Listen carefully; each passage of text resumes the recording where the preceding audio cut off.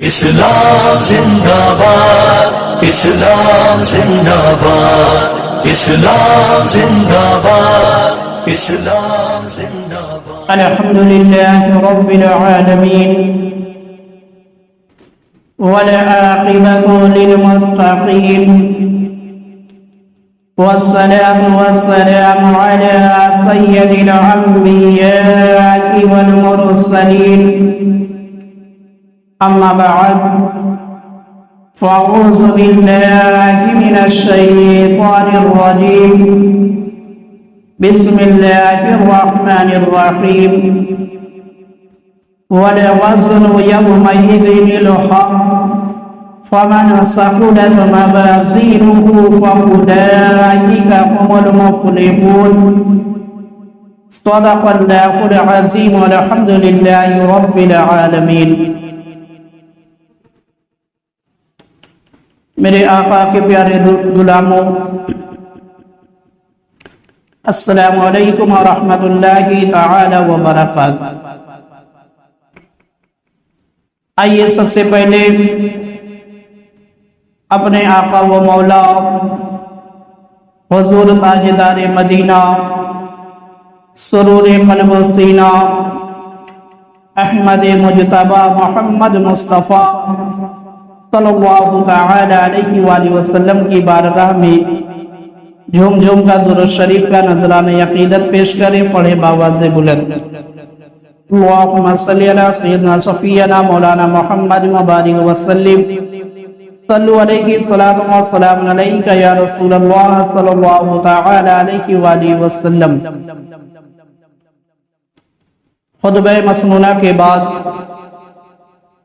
میں نے جس آیت کریمہ کی تلاوت کرنے کا شرف حاصل کیا ہے، اللہ تعالی قرآن مجید کے اندر ارشاد فرماتا ہے، وَالْوَزْنُ يَوْمَئِذٍ الْحَقُّ فَمَنْ ثَقُلَتْ مَوَازِينُهُ فَأُولَئِكَ هُمُ الْمُفْلِحُونَ۔ یعنی اور اس دن تول ضرور ہونی ہے تو جن کے پلے بھاری ہوئے وہی مراد کو پہنچے۔ اس آیت کریمہ کے اندر والوزن کا پہلے لفظ آیا ہے۔ اس کی تفسیر میں جمہور مفسرین کے نزدیک جو ہے، اس آیت میں وزن سے مراد جو ہے میزان کے ذریعے اعمال کا وزن کرنا مراد ہے۔ یعنی اس آیت کریمہ سے معلوم ہوا کہ قیامت کے دن اعمال وزن کیا جائے گا، اور جب اعمال وزن کیا جائے گا وہی شخص جو ہے کامیاب ہوگا جس کا نیکیوں والا پلہ جو ہے بھاری ہوگا۔ اللہ تعالیٰ نے قرآن مجید کے اندر ہم اور آپ کو پہلے ہی بتا دیا کہ ایسا معاملہ پیش آئے گا کہ قیامت کے دن جو ہے میزان لگایا جائے گا، اور میزان پر جو ہے اعمال نامہ رکھا جائے گا، تولا جائے گا ہمارا اعمال، اور جس کا اعمال جو ہے نیکیوں والا اعمال زیادہ ہوگا، وزنی ہوگا، وہی شخص جو ہے کامیاب ہوگا، وہی شخص کامیابی کی منزل کو پائے گا۔ اب یہ وزنی اعمال کو بنانے کے لیے، یعنی ہمارا اعمال نامہ جو ہے وہ کس طریقے سے وزندار ہو جائے، تو ہمارے آقا سرکار دو عالم صلی اللہ تعالی علیہ وآلہ وسلم نے کئی ایسے اعمال ارشاد فرمائے ہیں جن کا نیکیوں کے پلے میں جو ہے بہت زیادہ وزن ہوگا۔ یعنی وہ عمل اگر ہم دنیا میں کرتے ہیں تو جب وہ عمل میزان میں رکھا جائے گا تو وہ عمل جو ہے نیکیوں والے پلے میں بہت زیادہ بھاری ہوگا۔ اس لیے ہمیں چاہیے کہ ان اعمال کا علم حاصل کر کے جو ہے اس کو اپنے عمل میں لائے، اس پر عمل کریں، وہ کام کریں کہ ہمارا اعمال نامہ جو ہے وزن دار ہو جائے۔ تو حدیث پاک کے اندر ہے کہ مسند ابی یعلا کے اندر ہے کہ حضرت انس بن مالک رضی اللہ تعالی عنہ فرماتے ہیں حضور اقدس صلی اللہ تعالی علیہ وآلہ وسلم کی حضرت ابو ذر غفاری رضی اللہ تعالی عنہ سے ملاقات ہوئی۔ جب ملاقات ہوئی میرے آقا کی حضرت ابو ذر غفاری سے، تو میرے آقا نے فرمایا کہ اے ابو ذر، کیا میں تمہیں دو ایسی خصلتیں، عادتیں نہ بتاؤں جنہیں اپنانا آسان ہے اور وہ ترازو میں دیگر کی بانسبت جو ہے وزنی ہوں گی؟ یعنی میرے آقا نے فرمایا کہ دو ایسی عادت میں آپ کو بتا رہا ہوں جو بہت آسان بھی ہے، یعنی بہت آسانی سے اس پر عمل کیا جا سکتا ہے، مگر یہ آسان ضرور ہے، مگر اس کا وزن جو ہے جب یہ میزان میں یہ عمل رکھا جائے گا تو بہت بھاری عمل ہوگا۔ اس کی وجہ سے جو ہے تمہارا نامہ اعمال جو ہے وہ وزندار ہو جائے گا، نیکیوں والا پلہ تمہارا بھاری ہو جائے گا۔ تو حضرت ابو ذر غفاری رضی اللہ تعالی عنہ نے عرض کی کہ یا رسول اللہ کیوں نہیں وہ خصلتیں، وہ عادتیں بتائی جائے؟ تو میرے آقا نے ارشاد فرمایا تم جو ہے حسن خلق اور طویل خاموشی اختیار کرو۔ میرے آقا نے فرمایا کہ اچھے اخلاق اختیار کرو اور خاموشی اختیار کرو،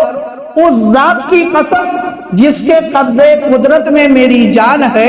ان دونوں کے ذریعے جو ہے مخلوق کو بے مثال زینت نصیب ہوتی ہے۔ اس حدیث پاک کے اندر میرے آقا نے دو عمل بتائے۔ ایک عمل تو یہ بتایا کہ حسن اخلاق یعنی اچھا کردار اپنایا جائے۔ اگر ہم اچھا کردار اپناتے ہیں، حسن اخلاق اپناتے ہیں، تو یہ ہمارا عمل جو ہے تو بہت آسان، مگر جب یہ میزان میں رکھا جائے گا تو بہت ہی بھاری ہوگا، بہت ہی بھاری ہوگا۔ اور دوسرا عمل جو میرے آقا نے بتایا وہ خاموشی ہے، یعنی فالتو ہر وقت جو ہے بک بک نہیں کرنا چاہیے، بلکہ مناسب گفتگو کرنی چاہیے، جتنی ضرورت ہو۔ جتنا زیادہ ہم فالتو گفتگو کریں گے، جتنا زیادہ ہم گفتگو کریں گے، ہماری وجہ سے فرشتوں کو بھی تکلیف پہنچتی ہے۔ وہ اس طریقے سے کہ اللہ تعالیٰ نے دو فرشتوں کو ڈیوٹی پر لگایا ہے جو ہمارے ہر کام کو جو ہے ہمیشہ لکھتے رہتے ہیں۔ تو جب ہم زیادہ گفتگو کریں گے تو فرشتوں کو زیادہ لکھنا پڑے گا، اور جب آدمی زیادہ بولتا ہے تو کبھی کبھی اس کی زبان سے جو ہے ایسے الفاظ نکل جاتے ہیں جو کفری ہوتے ہیں، یا جو گالی والے ہوتے ہیں، یا جو تکلیف پہنچانے والے ہوتے ہیں۔ اس طریقے سے ہم بہت ساری بلاؤں میں جو ہے زیادہ بولنے کی وجہ سے گرفتار ہو جاتے ہیں۔ تو میرے آقا نے فرمایا کہ اے ابو ذر، تم حسن اخلاق اپناؤ، اچھا کردار اپناؤ، اور خاموشی کے دامن کو تھام کر رکھو، مناسب گفتگو کرو، جہاں پر بولنے کی ضرورت وہاں پر تم گفتگو کرو، اور فالتو گفتگو سے اپنے آپ کو بچا کر رکھو۔ یہ دونوں عمل تو بہت معمولی ہیں، مگر جب ان کو میزان پہ رکھا جائے گا تو جس طرف یہ عمل ہوگا وہ پلہ جو ہے سارے نیکیوں والے پلے میں سب سے بھاری نظر آئے گا، یعنی نیکیوں والا جو پلہ ہوگا وہ بھاری نظر آئے گا ان دونوں اعمال کی وجہ سے، کیونکہ یہ دونوں عمل بہت وزنی ہوں گے میزان پر۔ اور دیکھیں میرے مسلمان بھائیوں، بخاری شریف کے اندر ہے کہ حضرت ابو ہریرہ رضی اللہ تعالی عنہ سے روایت ہے کہ رحمت عالم صلی اللہ تعالی علیہ وآلہ وسلم نے ارشاد فرمایا دو جملے اللہ تعالیٰ کو بہت محبوب ہیں۔ دو جملے ایسے ہیں جو اللہ تعالیٰ کو بہت محبوب ہے، جو بہت پیارے ہیں، اور میرے آقا فرماتے ہیں زبان پر ہلکے پھلکے ہیں، یعنی بہت آسانی سے آدمی اس کو ادا کر سکتا ہے، اس پر عمل کر سکتا ہے۔ اور میرے آقا نے ارشاد فرمایا میزان میں بہت وزنی ہوں گے۔ وہ جملے جو ہے جو دو جملے ہیں تو بہت آسان ہلکے پھلکے ہیں، مگر میرے آقا فرماتے ہیں میزان میں بہت وزنی ہوں گے۔ اب وہ دو جملے ہیں کیا؟ میرے آقا نے ارشاد فرمایا سبحان اللہ و بحمدہ سبحان اللہ العظیم۔ یہ تسبیح ایسی ہے کہ جو اللہ تعالیٰ کو بہت پسند ہے، اللہ تعالیٰ کو بہت پسند ہے۔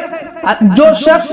اس تسبیح کو پڑھتا ہے اللہ تعالیٰ اس بندے کو بھی پسند کرتا ہے، اللہ تعالیٰ اس بندے کو بھی پسند کرتا ہے۔ اور میرے آقا نے فرمایا کہ یہ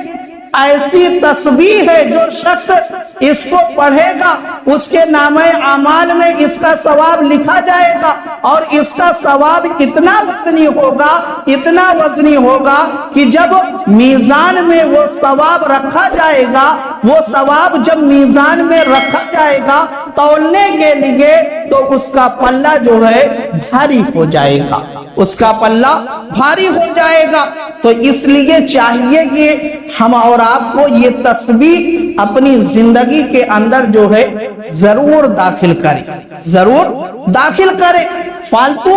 فضول گفتگو سے بہتر ہے کہ اس تسبیح کو جو ہے اپنی زندگی کے اندر داخل کر لیں۔ اٹھتے بیٹھتے چلتے پھرتے کبھی بھی ہم اس تسبیح کو پڑھ سکتے ہیں، اور پڑھ کر جو ہے ڈھیر ساری نیکیاں اپنے نامہ اعمال کے اندر جمع کر سکتے ہیں۔ اور تسبیح بھی بہت آسان ہے، سبحان اللہ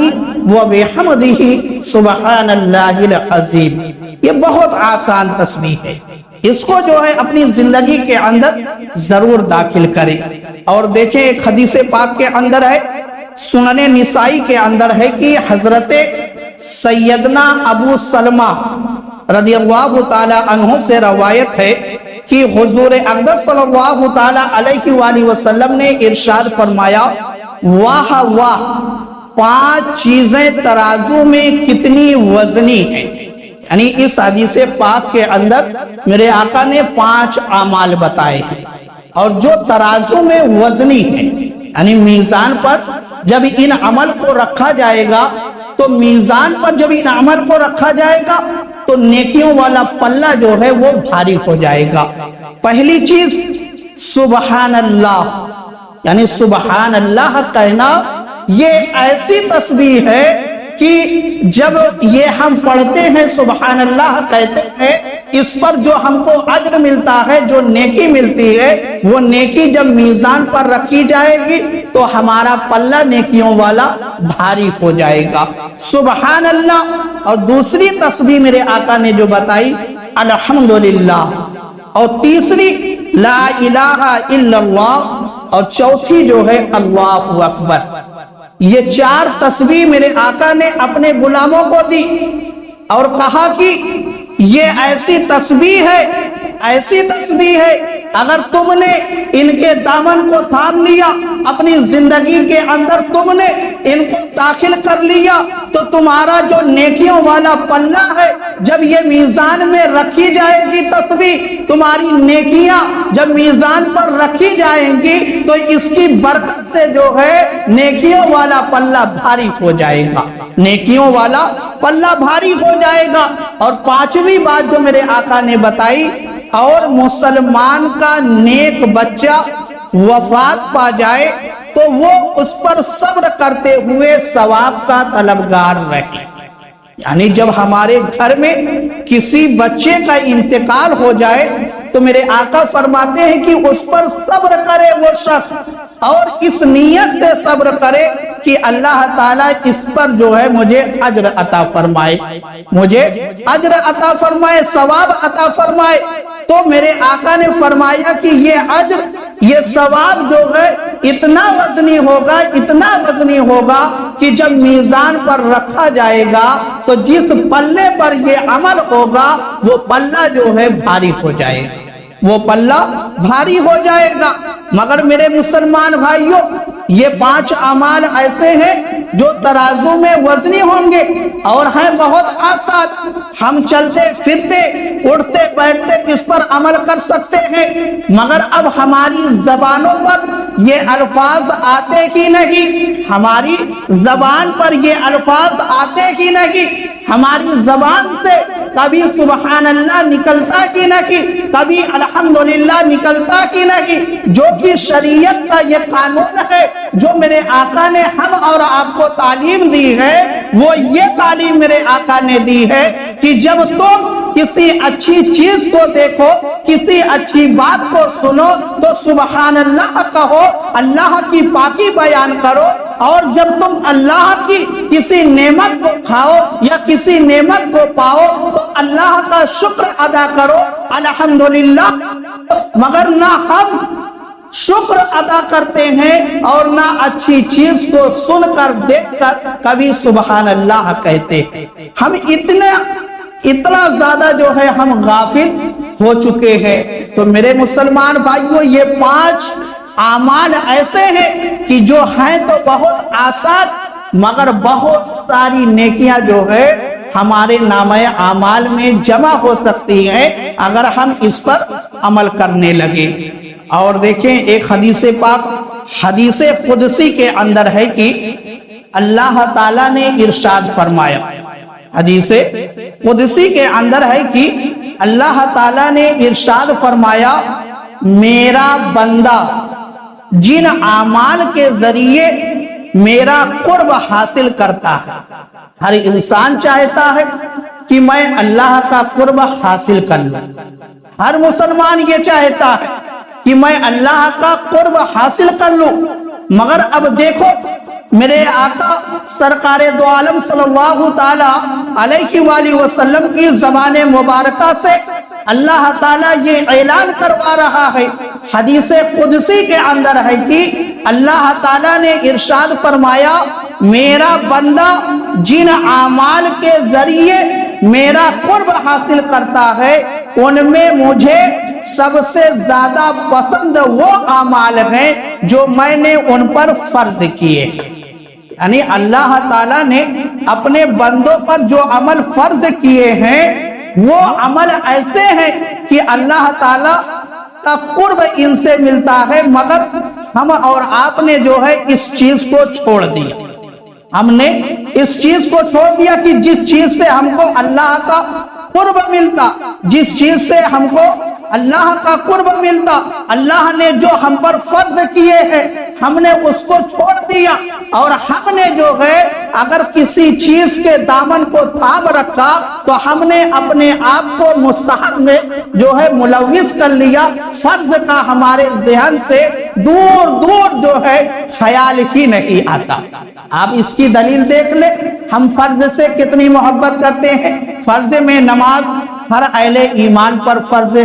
روزہ اہل ایمان پر فرض ہے۔ تو اب اپنی مسجدوں کا آپ جائزہ لیں، اللہ تعالیٰ فرماتا ہے بندہ تو فرض کے ذریعے سے میرا قرب حاصل کرتا ہے، مگر ہماری مسجدیں ویران ہے، ہماری مسجدوں میں کوئی سجدہ کرنے والا نہیں ہے، آذان پر لبیک کہنے والا نہیں ہے، تو پھر ہم کو اللہ کا قرب کیسے حاصل ہوگا جب ہم اللہ کے فرمان پر عمل نہیں کریں گے جو اللہ نے ہم پر فرض کیا ہے؟ جب ہم اس کے ذریعے سے اللہ کا قرب نہیں حاصل کریں گے کبھی ہم کو اللہ کا قرب حاصل نہیں ہو سکتا، کیونکہ میرے مولا کو یہ پسند ہے کہ میرا بندہ جو ہے فرض کے ذریعے سے میرا قرب حاصل کرے، فرض کے ذریعے سے میرا قرب حاصل کرے۔ اس لیے میرے مسلمان بھائیوں، فرائض کے دامن کو تھام کر رکھے اور ہر حال میں فرض جو عبادتیں ہیں اس پر عمل کرے۔ مستحب کا کوئی سوال نہیں ہوگا، اگر سوال ہوگا تو سب سے پہلے فرض اعمال کا ہوگا، سب سے پہلے فرض اعمال کا ہوگا کہ تم نے کتنی نمازیں پڑھی، تم نے کتنی نمازوں کو چھوڑا، تم نے کتنے روزے رکھے، تم نے کتنے روزوں کو چھوڑا، آخر تم نے نماز کو کیوں چھوڑا، کیوں نہیں تم نے نماز کی ادائیگی کی، یہ سوال ہوگا۔ یہ کہیں پر سوال نہیں ہوگا کہ تم نے فاتحہ کیوں نہیں کیا، تم نے حلوہ کیوں نہیں بنایا، تم نے کیوں نہیں سبیل لگائی، تم نے ملیدہ کیوں نہیں بنایا۔ نہ یہ قبر میں سوال ہوگا اور نہ حشر میں سوال ہوگا۔ اگر سوال ہوگا تو صرف سب سے پہلے فرائض اعمال کا ہوگا، سب سے پہلے فرائض اعمال کا سوال ہوگا۔ جب ہم اس میں کامیاب ہو جائیں گے اس کے بعد تب کہیں نفلی عبادتیں، مستحب کے ثواب تب ہم کو فائدہ پہنچائیں گے، تب ہم کو فائدہ پہنچائیں گے۔ بات کڑوی ضرور ہے مگر حقیقت ہے، مگر حقیقت ہے کہ آپ فرض کو ضرور اپنائیں، نماز کے دامن کو تھام کر رکھے، یہ انتظار نہ کریں کہ جب میرے بال سفید ہو جائیں گے یا جب میں بہت زیادہ مالدار ہو جاؤں گا